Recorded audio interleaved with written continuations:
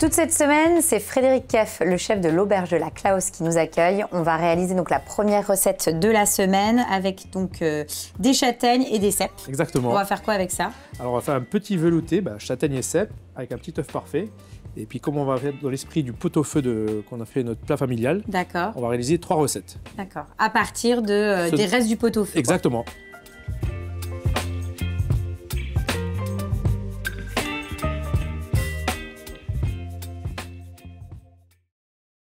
Donc là, on va bien fondre notre beurre. Oui. On va rajouter un petit peu d'échalote. D'accord. Donc ça, c'est la base de notre velouté. Voilà. Là, j'ai une gousse d'ail éclatée avec un petit peu d'oignon ciselé. Pareil. Voilà. Et là, on va laisser... bien suer. Et là, on y va franco. Donc là, tu mets tes châtaignes. Les châtaignes. Et nos cèpes. Et nos cèpes. Donc là, on ne cherche pas à faire une coloration. On cherche juste à faire une cuisson. Il n'y a pas besoin de caraméliser. Il n'y a pas besoin de... Oui, c'est vraiment... C'est pas une poêlée, hein. Tu sais, on ne fait pas de la poêlée de cèpes. Au niveau des quantités, comment tu as Très dosé? simple, temps pour temps. D'accord, autant de châtaignes que de cèpes. Exactement, voilà. Alors là, tu es parti sur des cèpes, mais j'imagine que voilà, à la maison, on peut partir sur les champignons de Paris, hein. Voilà, les champignons qu'on a sous le champignons de Paris ou des champignons parfumés. Après, là, c'est surtout à l'automne-hiver, on est bien sur les cèpes, châtaignes, ça marche. Hein. Oui, ça marche super bien. Ça marche bien. Donc là, tu as fait un pot au feu. Exactement. Hein. Donc là, c'est bon, on a notre bouillon. J'ai prélevé le bouillon. Et donc là, on va juste arroser. Donc ce qui est bien, c'est qu'en plus de ça, on est sur un bouillon hyper parfumé. Voilà, c'est exactement un bon bouillon de bœuf. Voilà. Et tu vois, on arrose juste à hauteur. D'accord. Et là, on laisse cuire combien de temps? Tranquille. Voilà, une petite heure au ralenti. D'accord. Vraiment une petite heure. Hein. On va le mixer, légèrement crémeux. Et on s'occupera de notre œuf aussi. C'est ça. Donc là, toi, tu les as déjà cuits, basse température. À la maison, on n'a pas tous un système basse température. Comment, toi, tu fais un œuf parfait si tu n'as pas la machine? Alors, l'œuf parfait, 1 heure classique, 64 degrés au thermoplongeur. Maintenant, la petite technique, là. Tout bon, tout simple. Tu prends un bol, tu fais bouillir de l'eau. D'accord. L'eau à ébullition, c'est 100 degrés. Tu jettes l'eau dans le bol. Tout de suite, tu mets un film. OK. Tu retires ça sur la plate de travail. Timer, 11 minutes. Top chrono. Tu sors, tu as un œuf parfait. D'accord. Ou alors, le plus simple, hein, tu fais un petit œuf poché, ça passe aussi. Oui, c'est ce que j'allais dire. Un peu d'eau vinaigrée, frémissante, on casse l'œuf là-dedans, un petit tourbillon. Voilà. Et ça fonctionne bien aussi. Donc ceux-là, ils sont déjà prêts, on utilisera ceux-là. Et là, on est pas mal. Hein, c'est ça, et là, tu vois, là, tout est bien cuit. Là, hein. Je mets ça de côté. On va la mixer cuit. Exact, on va faire... Tu veux que je te donne quoi? Donc mixeur plongeur, tu mets un peu de crème? C'est ça. Oui. Tu me dis, tu veux que tu mixes déjà? Ouais, donc on sent bien là, les cèpes, la châtaigne. Ça, c'est un plat automne-hiver. Les gens, ils adorent. Hein. Oui, on est dans du réconfort pur et dur, là. Oui, puis la châtaigne, elle va donner aussi un peu de texture à ta... Elle va épaissir la sauce. Tu vois la texture qu'elle prend. Voilà, le velouté, quoi. Ouais, c'est ça. Là, elle s'épaissit, on a la texture veloutée. Alors là, on va rajouter un petit peu de crème. Ouais, tu me dis stop. Vas-y. Allez, c'est bon. Merci.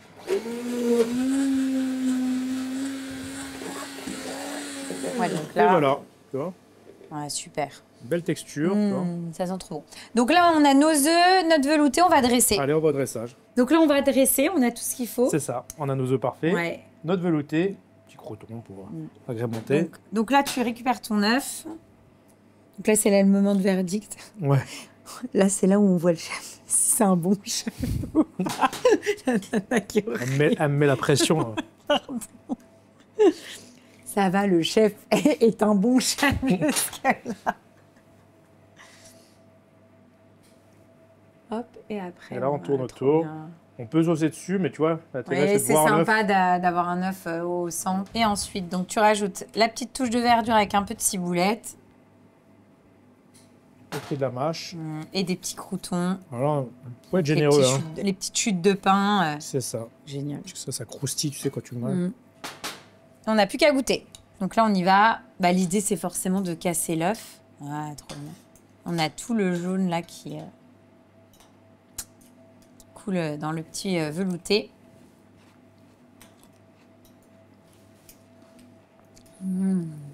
C'est trop bon. En fait, le mariage, effectivement, cèpe-châtaigne, ça fonctionne bien. Bon, hein. En même temps, on est sur 2 produits de saison. Comme disent les chefs, en général, quand tu associes des produits de saison, c'est une recette qui tient la route. effectivement, le fait d'avoir utilisé ce fameux bouillon de pot-au-feu, ça lui apporte énormément de goût. Du corps, du corps au plat. Très, très bon. La châtaigne qui fait la liaison entre le bouillon et les cèpes, parce que tu vois, ça a ce côté farineux qui va lier et qui donne ce côté velouté aussi. Hein. Oui, et puis c'est une recette simple, mais finalement, tout est dans ce fameux bouillon de pot-au-feu qui donne énormément aussi de goût à une recette qui est facile, qui est rapide à faire à la maison. Quoi. Tu vois, avec un petit plat familial, on peut faire beaucoup de dérivés. Ouais, c'est vrai, tout à fait. Non, c'est top. Deuxième recette, ça sera quoi? Le pot-au-feu de foie gras. Donc là, on va les récupérer. Nos petits légumes. Nos légumes. Je vois qu'ils sont bien cuits, bien fondants. Pot-au-feu. Le céleri, les carottes, les branches de céleri.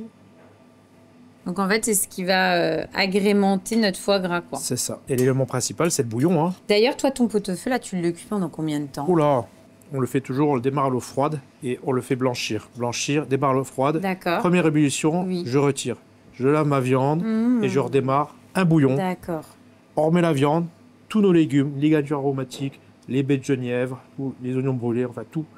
Et on laisse cuire une bonne matinée. Ah oui, une bonne matinée. Mais toujours, comme ton émission, à feu doux. Oui. Alors là, on y va. Hein. Donc ton céleri. En biseau, comme ça. Que ça soit un peu joli. Ensuite, carotte. Une belle carotte. Et pour faire ton pot-au-feu, c'est quelle pièce de viande? Alors nous, on a pris une viande qui est très simple à cuire. Surtout pour la ménagère. C'est le paleron. Hein. D'accord. Et le paleron, tu sais, tu fais des belles tranches dedans. Et en général, ça plaît. Hein. Tu as toujours ce petit côté gélatineux au milieu, tu sais. Puis c'est fondant après autant de cuisson. C'est vrai que ça se... Et ça, tu le réutilises le lendemain. Tu peux le faire ou réchauffer dans le pot-au-feu, ou en salade, comme on va le faire. Ou alors, comme on dit, snacker à la plancha ou caraméliser dans une poêle. Donc là, on va faire un petit peu de céleri. Oui. Donc que tu déposes. Tout un petit peu, équilibrer un petit peu. Notre carotte. Oui, finalement, toutes les recettes là que tu nous proposes, là, les 3 premières, l'idée c'est de prendre quelque chose finalement d'une recette qui est simple, mais qui met du temps pour le coup à cuire et de l'utiliser dans plein de façons différentes. C'est ça. Tu sais, des plats populaires, hein, des plats à la portée de tout le monde, c'est ça qui est important. Hein. Tout à fait. On va prendre un petit peu encore de poireau là. Ouais. Un petit peu de poireau. Comme ça, on se fait un petit nid, tu sais, pour le foie gras. Voilà. Allez. On laisse rien traîner. Et là, c'est bon. Voilà, et là, c'est bon. Donc après, on passe sur le chaud pour cuire notre foie gras. Oui, c'est ça, c'est ça. Donc là, on va poêler notre foie gras. Simplement, tu vois. Hein, toi, t'es parti sur le poêler, mais... À sec, hein, t'as vu, hein. Ouais, on aurait pu est-ce qu'on aurait pu le mettre dans le bouillon et le cuire avec le bouillon, en fait? Bah, la plupart des recettes traditionnelles d'un pot-au-feu de foie gras, normalement, c'est tu le poches au bouillon. Alors moi, j'aime bien ce côté, tu sais, caramélisé. Oui, t'aimes bien qu'il y ait forcément le la petit texture, côté croustillant sur le dessus. Ce goût qu'on aime bien sur le foie gras poêlé. Alors j'ai remarqué que t'avais pas mis de farine, tu sais, parce que moi, je suis toujours surprise. Il y a 2 écoles. Il y a ceux qui farinent, ceux qui farinent pas. Alors la farine, bah, c'est comme on dit toujours, c'est un petit peu le côté aussi qualité fraîcheur. Tu sais, parce qu'on essaye de stabiliser la texture du foie gras avec la farine. Et nous, non, on met rien du tout, parce qu'en fait, le foie que tu vois là, l'escalope là, en fait, elle a été le jour J de l'abattage. Dès que le foie gras il est refroidi à cœur, nous on escalope. C'est-à-dire on escalope tout, on bloque au surgélateur. C'est-à-dire que quand nous on les poêle, on va dire on les poêle tout de suite après décongélation. Comme ça, en fait, ton produit il est ultra frais. Quoi. Ultra frais. Et c'est ce qui te permet finalement de ne pas fariner, d'avoir quelque chose qui a de la tenue comme ça et qui perd un minimum de gras. Donc là, par contre, ce qu'on fait, on les colore juste. On les cuit pas. D'accord. On va terminer la cuisson. Dans le bouillon? Dans le bouillon. D'accord. Voilà. Oui, donc c'est vraiment aller-retour. Là, tu mets pas un petit peu de fleur de sel? Après. Donc on repasse là-bas pour dresser. Et donc là, hop, finalement, on a nos petits cacons qui nous attendent et tu le poses directement donc au milieu. Sur notre petit nid de poireau qu'on avait dit. D'accord. Et ensuite, là, tout simple, là, regarde, notre bon bouillon qu'on a fait réduire. Donc le bouillon en fait de pot-au-feu que tu as fait réduire, qui est encore chaud, qui est en train de terminer la cuisson de ton foie gras. Et là, tu vois, il faut du jus, hein, parce qu'il faut que le foie gras il termine sa cuisson dans le bouillon. Ok. Tu vois, je trouve ça trop beau. Et ce que j'aime bien, à la limite, c'est le fait de l'associer comme ça avec plein de petits légumes. Je trouve ça super. Là, tu vois, tu as un vrai plat d'hiver. Hein. Et là, qu'est-ce qu'on va faire? On va terminer l'assaisonnement. On sale pas trop parce que tu sais, le bouillon, il est déjà assez corsé. Oui, c'est vrai. Là, tu mets vraiment les petites pointes de fleur de sel. C'est pour apporter un petit peu de croustillant. Un peu de poivre. Un coup de moulin à poivre. On poivre vraiment sur la surface de l'escalope parce que si tu poivre. Ah oui, non. Après, tu vas avoir toutes les grains de poivre qui vont flotter sur la surface du bouillon. Et là, quelques petites pluches. Pour le côté un peu fraîcheur. Voilà, tu rajoutes un petit peu. Mais vraiment, tu vois, on prend les plus clairs. Petite pluche de céleri. Voilà, c'est ça. Voilà, on a un petit pot-au-feu de foie gras. Et ben on va goûter. Voilà. On y va, on goûte. Allez. Ça a l'air trop bon. Attends, j'essaye de prendre avec un petit bout de carotte. Ou... Ça va, c'est pas trop chaud? Non, c'est bon.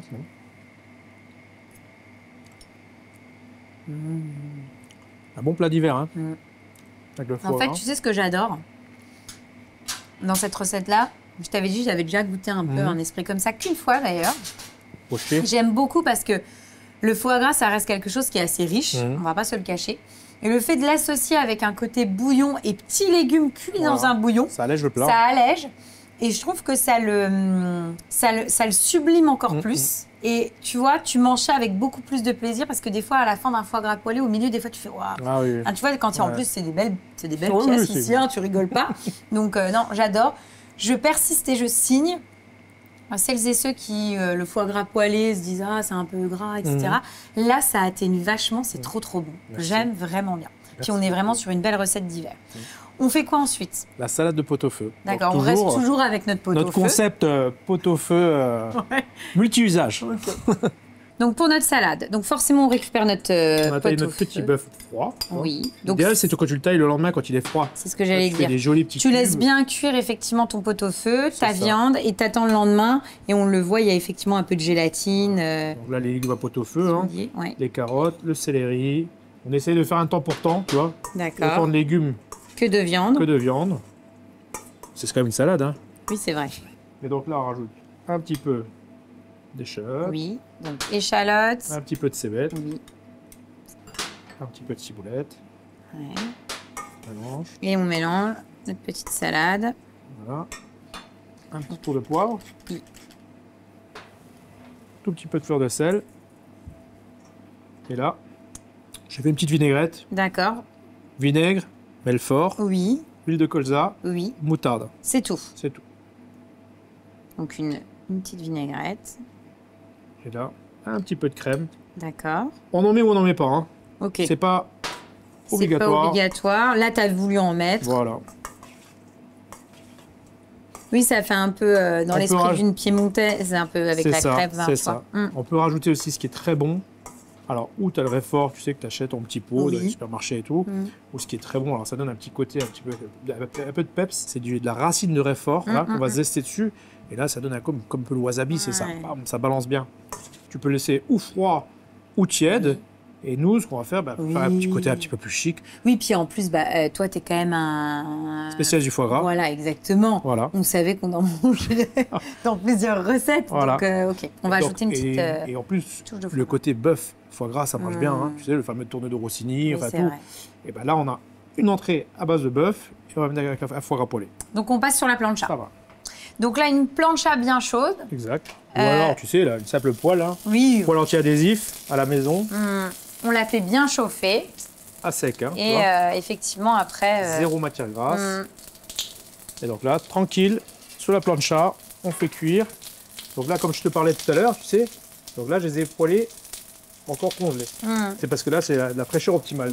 Comme je t'ai dit, on tue nos canards le jour J.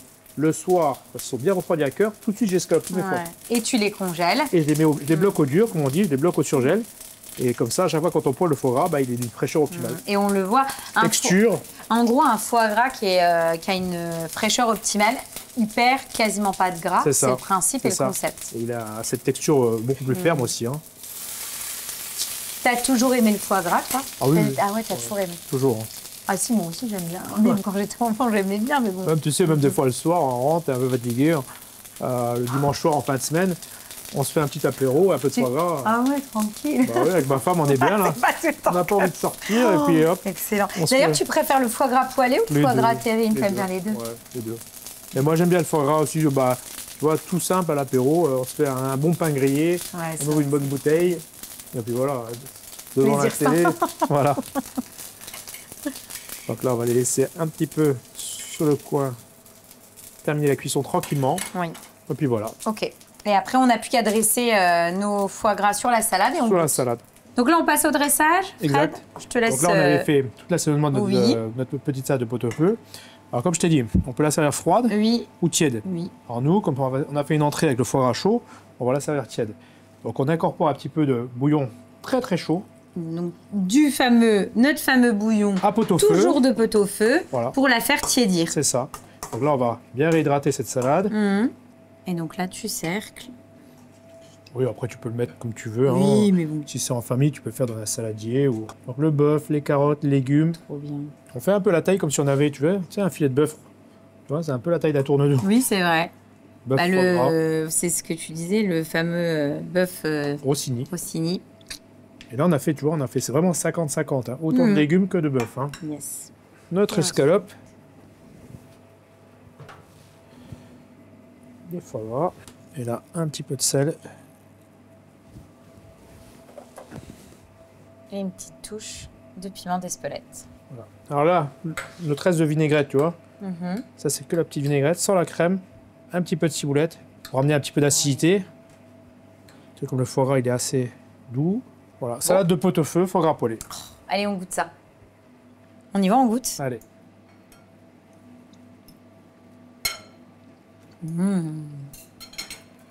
Trop bon. C'est excellent. C'est vraiment divin. En fait, ce qui est sympa, c'est, je trouve, de le manger tiède comme ça, c'est très bon. Et forcément, moi, ça me fait penser à la salade, pour le coup, de ma grand-mère qui est alsacienne. On est vraiment dans ces marqueurs-là d'avoir récupéré la viande froide, enfin, qui est tiède, mais en tout cas, qui est récupérée. C'est gourmand, on se fait vraiment plaisir. Puis bon, la petite touche de foie gras. Voilà, ça c'est vraiment le plus, tu sais. Oui. On dit c'est facultatif. Oui, c'est facultatif. Mais autant met pas, hein, je dis. Mais là, forcément, on pouvait que en mettre. Voilà. C'est vraiment très bon. Et ce qui est bien dans cette recette, c'est que ça reste quelque chose qui est facile, qui est rapide. Et on se régale, quoi. Tu le fais à l'avance pour tes invités. Ouais. Monte passer à la table, tu escalopes tes foie gras poêlés et tu passes à table. Terminé. C'est encore une belle recette. Donc ça, c'était la dernière recette avec du pot-au-feu. On va faire quoi ensuite? Donc on va attaquer la patate de la mémé. D'accord. Donc recette familiale. Oui, une recette, de 1970. Ah ouais, ok. Voilà, de l'ouverture de l'établissement. Donc là, on va démarrer notre pintade, hein, c'est ça? Exact, ouais. Donc tu as la vraie cocotte, à l'ancienne. Plat de grand-mère, cocotte en fonte. Ok. Voilà. Donc on la laisse chauffer. Ouais, une cocotte bien chaude. Après, tu mets... Donc ça, c'est de la graisse de canard. La graisse de nos canards. Forcément. Après, c'est pas obligatoire. Hein. Oui, sinon je peux mettre un peu de l'huile et du beurre. Et voilà, exactement. Ok. Et un peu de beurre. Ça marche. Toi, forcément... On travaille beaucoup la graisse de canard ici. Après, c'est logique, tu utilises tout ce que tu peux utiliser qui est issu de ta ferme. C'est ça. Donc ça, c'est les pintades de la ferme. Exact. Déjà, voilà. En gros, tu prends quel morceau pour... Voilà, 4 personnes, une patate entière. Ok. Voilà. 2 beaux suprêmes, 2 belles cuisses. Hein. Okay. C'est une patate qui a à peu près 3 mois et demi, 4 mois. Une jeune bête. L'avantage, pourquoi? C'est dimanche matin, tu fais à manger. 10h30, 11h, tu démarres ta patate. C'est bon pour le repas du midi. D'accord. Donc, en termes de temps de cuisson, ça reste... C'est une cuisson mijotée, mais rapide. Okay. Pas de quart d'heure, une toute petite heure max. Moins d'une heure, quoi. Mais j'ai dit, c'est ça qui est bien. Parce que c'est un plat de cocotte, un plat de grand-mère, mais qui va vite. Oui. Tu vois, t'as pas besoin de, comme le pot-au-feu. Oui, d'attendre des heures et des heures pour que ça soit cuit. On dit des fois, tu sais, on dit des fois aussi, les plats mijotés sont meilleurs le lendemain. Oui, c'est vrai. Tu vois, un bourguignon, c'est meilleur de réchauffer le lendemain. Plus fondant et tout. Alors que là, comme c'est une volaille jeune, donc ça va vite. Donc là, c'est bon. Allez, on y va. On peut les mettre. Donc là, l'idée... Côté pot. C'est côté pot, c'est de les... Alors, forcément, on a une grande cocotte, on peut tout mettre d'un coup. De saisir ta viande et de les faire... d'avoir une coloration et une belle coloration. C'est ça. Pourquoi côté pot? Comme ça, je peux saler les chairs, tu vois. D'accord. Donc sel et un petit coup de moulin à poivre. C'est ça. Un peu de poivre. Tu m'as dit que c'était la recette de ta grand-mère. Ah, c'est la recette de la mémé. La mémé Suzanne. La mémé Suzanne. Tu l'as modifiée un petit peu ou c'est la vraie recette de base? Non, c'est la vraie recette. Ah ouais, ok. Non, on ne déroge pas aux traditions. Ah. En fait, c'est la recette. Mes grands-parents, ils ont repris en 1969. D'accord. Au début, ils démarraient juste, ils vendaient que de la charcuterie. Jambon, saucisson, pâté, pommes de terre.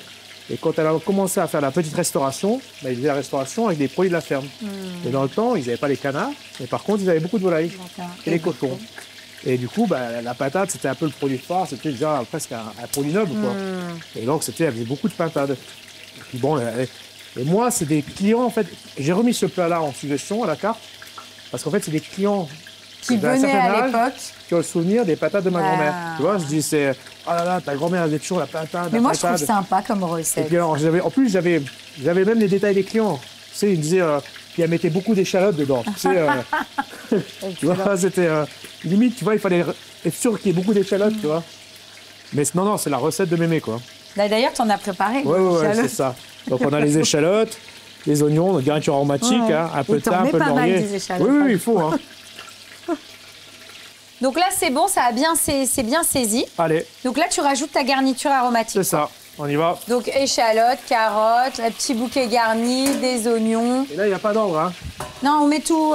Tu sais, dans le temps, ils ne s'en mettaient pas à faire des protocoles.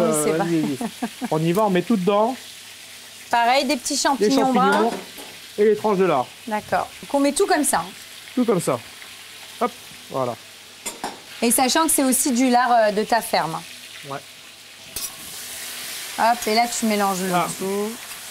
Ah, attends, la volaille, elle est bien colorée, bien caramélisée. Ouais. Voilà. On mouille au vin blanc. Ouais. On laisse un tout petit peu évaporer les alcools, tu vois.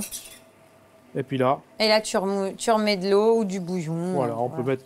Mais tu sais, comme là, on a le lard qui est fumé. Oui, ouais, il y a beaucoup de goût. Voilà, c'est ça. On a le lard qui est fumé, qui va ressaler. Donc, on va pas remettre encore un bouillon qui est salé. D'accord. Tout va se jouer dans la cocotte. Voilà. Donc et là, c'est bon. pareil. On mouille juste à hauteur, tu vois. D'accord. Pas plus. On va refermer notre cocotte. C'est une cuisson qui est rapide. Oui, t'as pas besoin. Ça va pas... 3 quarts d'heure, 45 minutes. T'as pas besoin de mettre trop d'eau, quoi. Exactement. Et c'est pas ce qu'on recherche. Donc, on referme et là, on se revoit dans 45 minutes. À feu doux. Comme ton émission, t'as vu? J'ai pas fait exprès. Donc là, c'est bon. On va dresser. Voilà. On va surtout découvrir ce que ça donne après 45 minutes. Excellent. Donc là, tu as rajouté un petit peu de crème. Voilà. Hein, juste pour terminer, on a terminé la cuisson. J'ai mis un petit... Alors, tu peux mettre crème épaisse ou crème liquide, hein, suivant les goûts. Hein. Ça marche. Ça n'a pas d'intérêt. Tu vois, c'est vraiment... On n'a pas apporté de liaison. Hein. On a juste fait réduire notre... Qu'est-ce qu'on avait fait? On avait fait le vin blanc. Oui. Hein. On a mouillé juste avec de l'eau à hauteur. Puis là, juste avant d'envoyer, on met un petit coup de crème. Et voilà ce que ça donne. Donc là, tu vas. Donc là, on a un beau suprême. Là, on va mettre une cuisse, comme ça, on voit les deux. Et là, on va chercher... Et là, tu récupères finalement tous tes petits légumes avec tes champignons. Les carottes. Parce que finalement, c'est ta garniture. Et voilà, la tranche de lard. C'est vraiment, tu vois, c'est le plat de grand-mère. Hein. C'est le plat où il y a tout dedans. Hein. C'est le plat de Suzanne. Hein. Voilà, il n'y a pas d'artifice.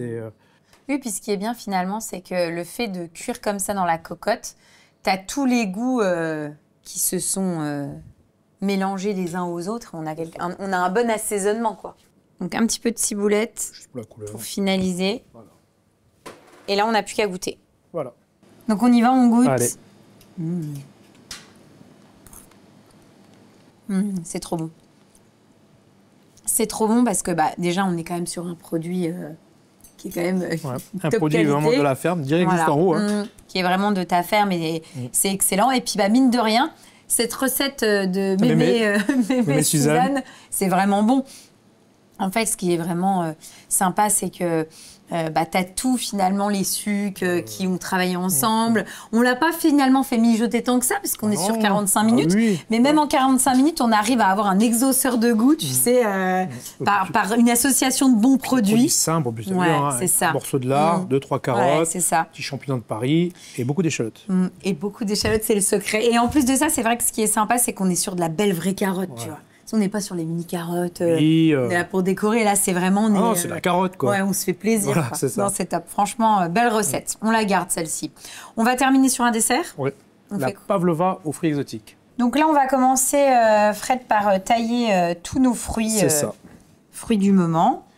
Donc toi, tu vas t'occuper de l'ananas. Moi, là, je suis en train de faire ce qu'on fait, on va aller dans l'idée d'une brunoise, tu vois. D'accord. En fait, l'idée, c'est de faire comme si on allait faire un petit tartare. D'accord. L'intérêt des fruits exotiques, il y a beaucoup d'acidité, donc on va désucrer tout le dessert avec les fruits, quoi. Hop, et donc on utilise, sachant que c'est une recette finalement. Là on met les fruits du moment, mais on peut très bien l'imaginer en été ou quand la belle saison est de retour avec des fraises, des fruits rouges. C'est ça. Tu t'adaptes avec les produits du moment. C'est parti sur, donc il y a ananas, kiwi, mangue. Mangue et un peu de coco là qu'on va aller. Ah ouais, tu vas en mettre aussi. Oui, qu'on va aller râper au-dessus pour donner un petit peu de volume, un petit peu de croquant, un peu de mâche. Et tu vas j'ai vu qu'il y a aussi du citron vert, tu vas l'assaisonner avec un petit peu. Le citron vert, ça va faire un peu le sel comme dans la cuisine.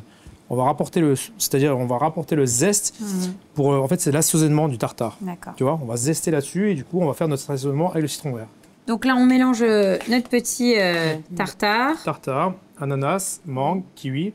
Maintenant je vais rajouter un petit peu de purée de mangue gélifiée.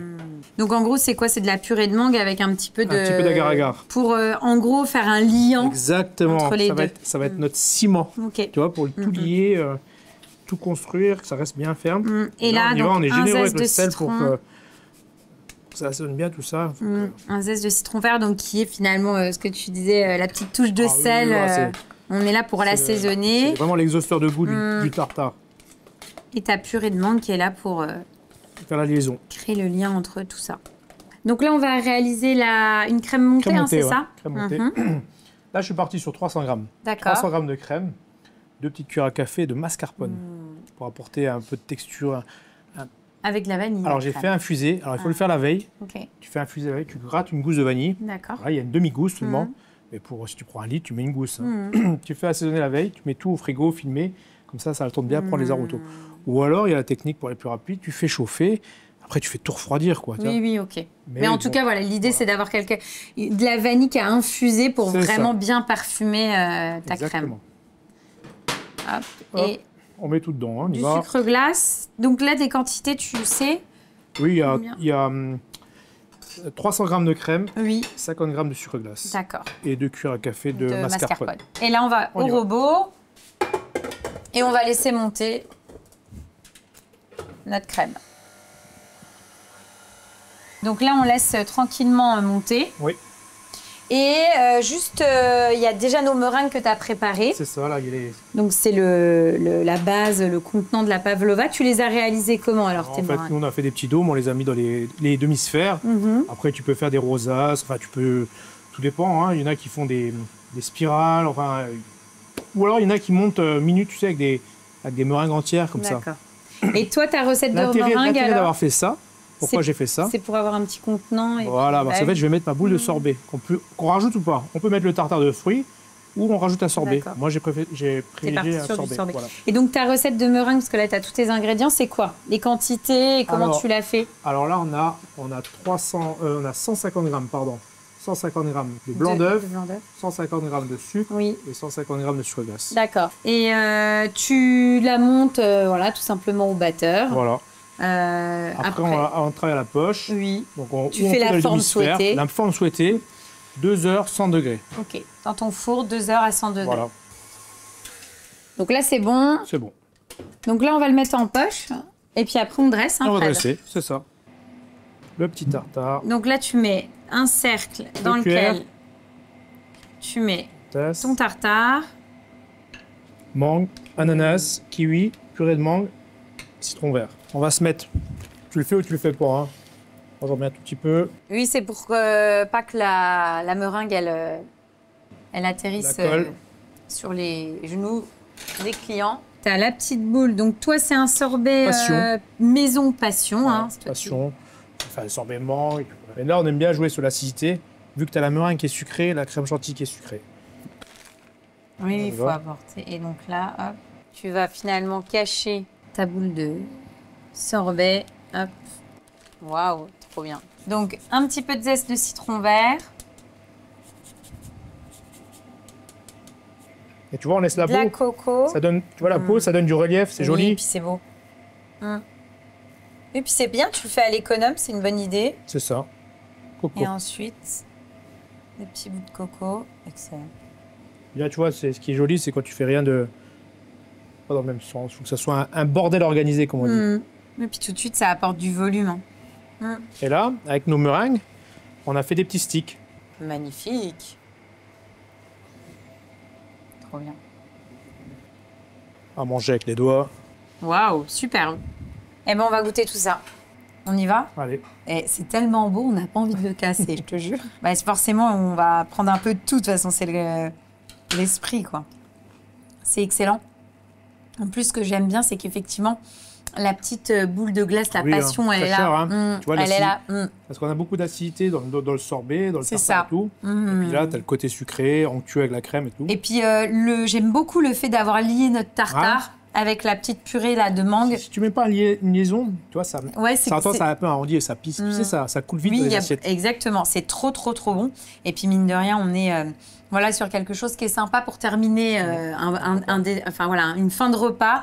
Ça reste léger, mais c'est quand même gourmand avec les petits fruits du moment. Non, c'est bien. C'est une valeur sûre, je trouve. Puis, tu sais, moi, je dis toujours, on ne peut pas finir un repas sous une belle note sucrée. Ah bah ouais. Moi, j'adore le sucre. C'est trop bon. Donc, excellent dessert, facile et rapide à réaliser. Merci à toi, Fred, pour ton accueil. On s'est régalé. Maintenant, on est des pros du pot-au-feu. Ah bah là, on l'a rentabilisé, le pot-au-feu. On l'a rentabilisé. Là. Ça reste quelque chose au départ qui n'est pas très cher et nous, on l'a rentabilisé. C'est ça. Là. Donc, voilà, non, c'est vraiment bien. Beau challenge d'avoir utilisé un seul produit pour plusieurs recettes. Et donc, comme d'habitude, on s'est régalé avec le foie gras, une de tes spécialités. Merci. Et puis, on reviendra l'année prochaine. Avec plaisir, avec plaisir.